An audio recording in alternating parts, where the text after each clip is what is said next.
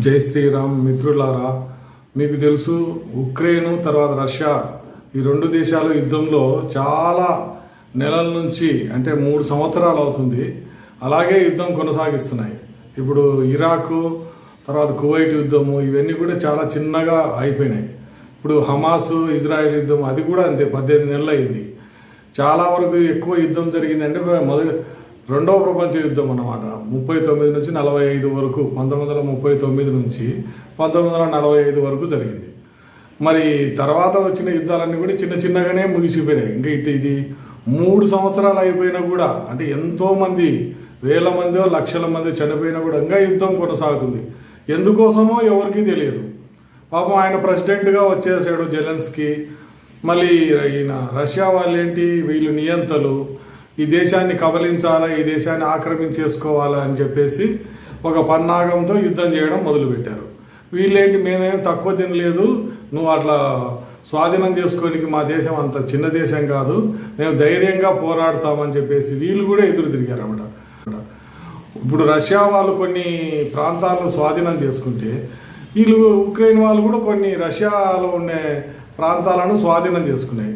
వీళ్ళు విపరీతంగా బాంబుల వర్షం ఉక్రెయిన్ మీద కురిపించేసి రకరకాల కూడా నాశనం చేస్తే ఉక్రెయిన్ సైన్యం కూడా అక్కడ క్రెమ్లిన్ మీద కానీ ఇంకా మాస్కో మీద కానీ ఇట్లా చాలా చోట్ల దండయాత్ర చేశారు. తర్వాత వీళ్ళ ఆయుధాలు, రష్యా వాళ్ళ ఆయుధాలు దాచేసిన గోడౌన్ మీద కూడా దాడి చేశారు. తర్వాత న్యూక్లియర్ అక్కడ స్టేషన్ మీద కూడా వీళ్ళు దాడి చేశారు, చాలా చోట్ల అన్నమాట. అంటే మేము ఏమి తక్కువ తినలేదు, మేమేమి చిన్న దేశమైనా కూడా భయపడడం లేదు అని అమెరికా వాళ్ళు చెప్పినా కూడా ఆయన వినడం లేదు జెలెన్స్కీ. ఏంటి, ముందు సంధి చేయాలంటే, నిగ్రహం పాటించాలంటే ముందు రష్యా వాళ్ళు యుద్ధం ఆపేయాలి అని. యుద్ధ ఖైదీలను అటు 150 మంది ఇటు 150 మంది వాళ్ళను మార్చుకున్నారు. అయినా సరే యుద్ధం ఇంకా కొనసాగుతుంది, యుద్ధం ఏమో ముగిసిపోలేదు. అదే మన దేశంలో చూద్దామండి, కొంతమంది యువకులు ఉన్నారు కదా, ఇప్పుడు కేజ్రీవాల్ అదే వయసు, ఇప్పుడు తర్వాత ఈయన జెలెన్స్కీ సేమ్ అదే వయసు అనమాట. ఇద్దరిని పోలిస్తే ఏ విధంగా ఉంటుంది అనేది నేను ఈరోజు చెప్పదలుచుకున్నాను.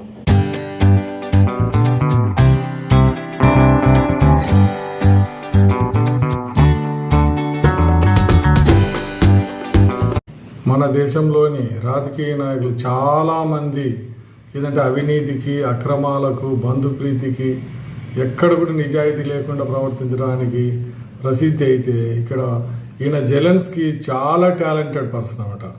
ఆయన ముందుగానే హిస్టరీలో లెక్చరర్గా పనిచేసేవాడు, ఆయన ఆదాయం ఆయనకు సరిపోతుంది. తర్వాత ఆయన నటుడు కూడా, ఈ కామెడీ పాత్రలు కూడా వేసి ప్రజలను నవ్వించేవాడు స్టేజ్ మీద. తర్వాత డ్యాన్స్ విత్ స్టార్స్ అని అక్కడ ఒక ప్రోగ్రాం జరిగితే అక్కడ కూడా పాల్గొని అక్కడ బహుమతి గెలుచుకున్నాడు అనమాట. ఇంత టాలెంటెడ్ పర్సన్ మళ్ళీ రాజకీయాల్లోకి వచ్చాడు. రాజకీయాల్లోకి వచ్చిన తర్వాత ప్రెసిడెంట్గా గెలిచాడు. ఎందుకంటే ప్రజల మన్ననతోనే ఎవరైనా కూడా గెలుస్తారు. అంతేగాని నేను దానివల్ల ఓడిపోయినాను, దీనివల్ల ఓడిపోయినాను అని మన దేశంలో చెప్తుంటారు అండి. ఎలక్ట్రానిక్ మిషన్లు నాకు సహకరించలేదు, ఇవన్నీ కుంటి సాకులు. అట్లా ఏమీ కాదనమాట. ప్రజల మన్నన ఉంటే ఎవరైనా ఎప్పుడైనా గెలుస్తూనే ఉంటారు. ఇంత టాలెంట్ ఉన్న పర్సన్ ప్రెసిడెంట్ అయిన తర్వాత వెంటనే యుద్ధం వచ్చేసింది. అయిన వెనక్కు తగ్గకూడదు. ఎందుకంటే మన దేశాన్ని వాళ్ళు స్వాధీనం చేసుకుంటే ఇంకా కొన్ని దేశాలను స్వాధీనం చేసుకుంటూ పోతుంటారు. కమ్యూనిస్టులకు అసలు దాహము, అదే ఆకలి అనేది తీరదు. ఈ ఒకసారి వాళ్ళు ఈ రక్తం మరిగిన తర్వాత అన్ని దేశాలు నాకే కావాలంటారు. ఇప్పుడు చైనా కూడా చూడండి, ఎన్నో దేశాలను వాళ్ళు కబలించేశారన్నమాట. ఇప్పుడు ఇక్కడ టిబెట్ ఉండే మన దేశంలోనే, అది స్వతంత్రంగా ఉండేది, దాన్ని కూడా వాళ్ళే కబలించారు. ఇంకా ఎక్కడైనా సరే చిన్న చిన్న దేశాలు ఉంటే కన్నా వాటి అన్నిటిని కూడా మావే అని చెప్పేసి మిలిటరీని పంపించేసి స్వాధీనం చేసుకోవడం. ఇంకా ఇంకా ఇంకా ఇంకా చాలా చిన్న చిన్న దేశాలన్నీ కూడా మావే అంటారన్నమాట. వీళ్ళకు పవర్ ఉంది కాబట్టి, న్యూక్లియర్ పవర్ ఉన్న వాళ్ళు చాలామంది మేము ధ్వంసం చేస్తాము, అసలు ఆ దేశాన్ని లేకుండా చేస్తామని బెదిరిస్తూ ఈ విధంగా చేస్తుంటారు. మరి అయినా కూడా చూడు, ఒక చిన్న దేశము ఫిబ్రవరి 22 నుంచి పోరాడుతుంది. ఎక్కడ అగ్రరాజ్యం అంటారు రష్యాను. మళ్ళీ అగ్రరాజ్యం రష్యా ఎంత నష్టపోయిందో వాళ్ళు చెప్పడం లేదు. మనం కూడా చూడండి, ఏదైనా చిన్న సమస్య వస్తే పెద్దగా బేంబేలెత్తి చాలా హైరాణ పడతాం. మరి ఆయన ఎంత ధైర్యంగా ఉన్నాడు. అమెరికా ప్రెసిడెంట్ చెప్పాడు అనమాట, రాజీకి లేదు లేదు అదంతా ఏమి కాదు, అసలు పుతిన్దే తప్పు ఉంది, ముందు ఆయన క్షమాపణ చెప్పి యుద్ధం విరమించుకోవాలని చెప్పాడు. ఇంకా ఆయుధాలన్నీ కూడా మళ్ళీ యూరోపియన్ యూనియన్, యునైటెడ్ కింగ్డమ్ వీళ్ళందరితో కూడా సమకూర్చుకొని మళ్ళీ యుద్ధానికి తయారవుతున్నాడు. 3 సంవత్సరాలైనా సరే 4 సంవత్సరాలు యుద్ధం చేయాల్సిందే రష్యాతో అని.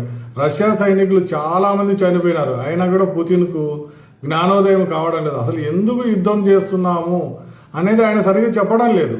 అక్కడే సమస్య వచ్చిందన్నమాట. దేశాన్ని కబలించనీకి అంటే వాళ్ళు దేశాన్ని కబలించనీకి అంటే వాళ్ళు ఊరికి అంటారు ఎవరన్నా కూడా.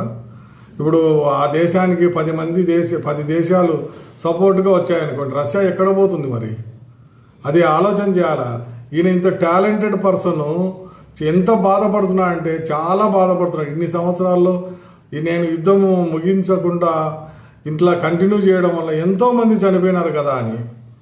అదే మన దేశంలో యంగ్ ముఖ్యమంత్రి ఉన్నాడు కదా, ఈయన కేజ్రీవాల్ ఏంటి, యమునా నది పోయినా పట్టించుకోలేదు, మురికి అయిపోయింది. ఇంకా తర్వాత నీళ్ళ సమస్య వస్తే అదేదో నాటకాలు వేసాడు, ఎవరో విషం కలుపుతున్నారని. ఎన్నో సమస్యలను గాలికి వదిలేసి నేను ఆ సినిమా చూశాను, ఈ సినిమా చూశానని వేరే వాళ్ళని ఎగతాలు చేస్తూ తను మాత్రం ఇంట్లో సినిమాలు చూసుకుంటూ విలాసంగా 33 కోట్ల ఖర్చుతో ఒక విలాసవంతమైన భవనం కట్టుకున్నాడు అనమాట. సో మన దేశం రాజకీయ నాయకులకు జెలెన్స్కీకి ఎంత తేడా ఉందో మీరే గమనించండి.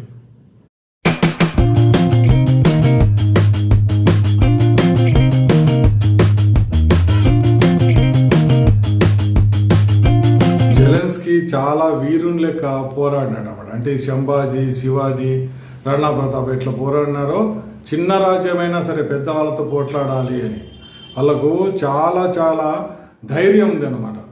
ఈయన కూడా జెలెన్స్కీ కూడా అంతే అన్నమాట, చాలా ధైర్యంతో పోరాడుతున్నాడు. ఇప్పుడు మన దేశంలోని రాజకీయ నాయకులు ఏంటి, ఒక చిన్న పదవి వస్తే చాలు సూట్ కేసు నిండా డబ్బులు, లంచాలు. పంజాబ్ గవర్నర్ సురేంద్రనాథ్ బెనర్జీ, తర్వాత ఇప్పుడు ఏమన్నా రీసెంట్గా చూసాం కదా, ఒక జడ్జి వర్మ అని ఢిల్లీ హైకోర్టు జడ్జి ఇంట్లోనే కోట్లు నగదు. ఇట్లా చెప్పుకుంటూ పోతే చాలా అన్నమాట. ప్రిన్సిపల్ సెక్రటరీ కానీ, చీఫ్ సెక్రటరీ కానీ, డీజీపీ కానీ, ఐజీ వాళ్ళ ఇంట్లో ఎక్కడైనా సరే చాలా రాష్ట్రాల్లో దాడి చేస్తే కోట్లే అన్నమాట. ఎడ్యుకేషన్ మినిస్టర్, ఇంకొక మినిస్టర్, ఇట్లా బెంగాల్లో ఎదిగిన మరీ ఘోరం, అసలు రూమ్ నిండా డబ్బులే. అట్లా మన రాజకీయ నాయకులు చేస్తుంటే మరి జెలెన్స్కీ ఎందుకు, మరి ఆయన కూడా సూట్ కేసు సర్దుకొని వేరే దేశం వెళ్ళిపోవచ్చు, దుబాయ్ కానీ లేకుంటే అమెరికా కానీ, ఇంకో చాలా దేశాలు ఆయనకు ఆశ్రయం ఇస్తాయి, లండన్ కానీ ఆయన అలా చేయలేదు. నేను ధైర్యంగా ఉంటాను, బయటనే తిరుగుతున్నాడు. మళ్ళీ ఆయన మీద ఎప్పుడైనా కూడా దాడి చేయాలని ప్రయత్నం చేస్తున్నారు, కానీ ఏంటి ఆయన ఏం దొరకడం లేదు. మళ్ళీ ఏంటి, ఆయన ఎక్కడైనా బంకర్లో ఎక్కడైనా ఉండి రహస్యంగా, ఇప్పుడు జార్జ్ బుష్ వీళ్ళంతా చూశాం కదా, వరల్డ్ ట్రేడ్ సెంటర్ WTC మీద దాడి జరిగినప్పుడు అతను కనపడకుండా పోయినాడు ఆ ప్రెసిడెంట్, అమెరికా ప్రెసిడెంట్. కానీ ఈయన అట్లా కాదు కదా, బయటనే తిరుగుతున్నాడు, అందరికీ సూచనలు ఇస్తున్నాడు. ఆయన ఏంటి, మన దేశం రాజకీయ నాయకులు ఉంటారు చూడండి, వీళ్ళ పార్టీని తీసుకుపోయి వేరే అమ్ము తగిన మాకు కేంద్ర మంత్రి పదవి వస్తుంది, లేకుంటే రాష్ట్రాన్ని విభజించవచ్చు, ఇట్లా రకరకాలుగా చేస్తుంటారు అనమాట. అలా చేసిన వాళ్ళు మన చిరంజీవి సినిమా నటుడు ఉన్నాడు కదా, మొత్తం ఆయన 18-19 మంది ఎమ్మెల్యేలు ఉంటే, అంటే ఒకరు పక్కకు వచ్చారు, ఆ 18 మంది ఎమ్మెల్యేలను కాంగ్రెస్లో కలిపేసి ఆయన అవిశ్వాస తీర్మానాన్ని అడ్డుకొని రాష్ట్రాన్ని విభజించడానికి కారణమయ్యి మళ్ళీ తర్వాత టూరిజం మినిస్టర్ అని ఒకటి ఏదో చిన్నగా మినిస్టర్షిప్ తీసుకున్నాడు అనమాట. ఆయన ఎన్ని ఉంటాడు, 2 సంవత్సరాలు ఉండి ఉంటాడు అంతే. తర్వాత మళ్ళీ మాజీ మంత్రి, మాజీ ఎంపీ అయిపోయినాడు అనమాట. అంటే మన దేశంలో ఉండే నక్కజిత్తులు మరి ఆయన జెలెన్స్కీకి లేవు, అందుకనే ఆయన పేరు వీరుడు అనే దాంట్లో లిస్టులో ఉంది అనమాట. అందుకనే మన సినిమా ఒకటి ఉంది కదా, అతడు అనే సినిమాలో ఆయన అంటాడు, వాడ్రా మొగాడు, ఆడు మగాడ్రా బుజ్జి అంటే మేము ఆడు మగాడైతే మేమేంటి అని ఇంకొక ఆయన అడుగుతాడు. కొన్ని రాష్ట్రాల్లో ఏంటి, ఇంకా అదే పనిగా ఏదో ఒకటి సారా కుంభకోణం కానీ ఏదో ఒకటి బయటికి వస్తుంటుంది అనమాట. కానీ మన దేశంలో ఉన్న వాళ్ళతో పోలిస్తే జెలెన్స్కీ చాలా ధైర్యం ఉన్న వీరుడు అన్నమాట.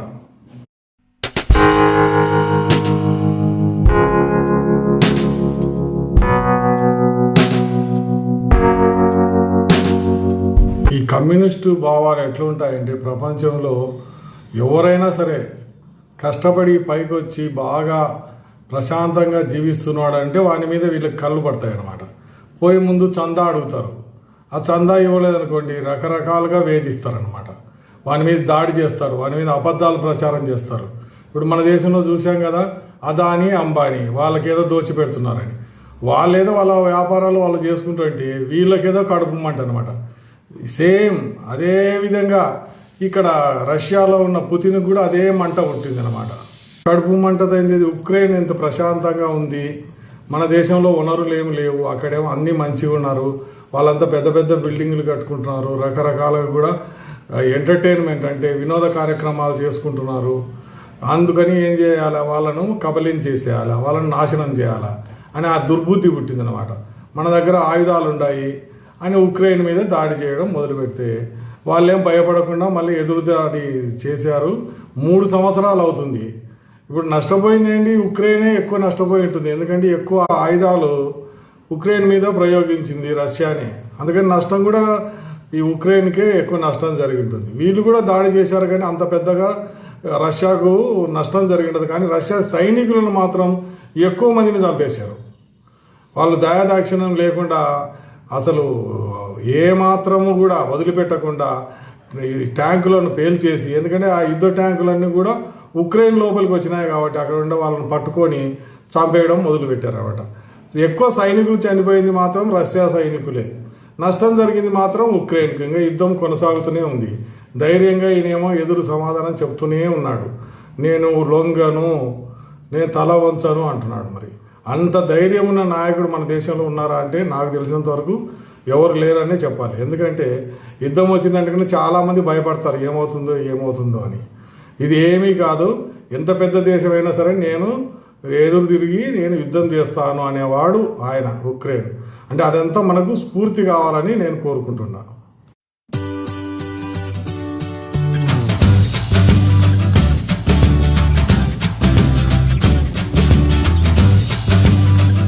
తర్వాత ఈ సమాజంలో జరుగుతున్న విషయాలపై ప్రజలకు అవగాహన కల్పించడానికి వీడియో చేసి మీ ముందుకు వస్తాను. అంతవరకు సెలవు. జై హింద్, నమస్తే.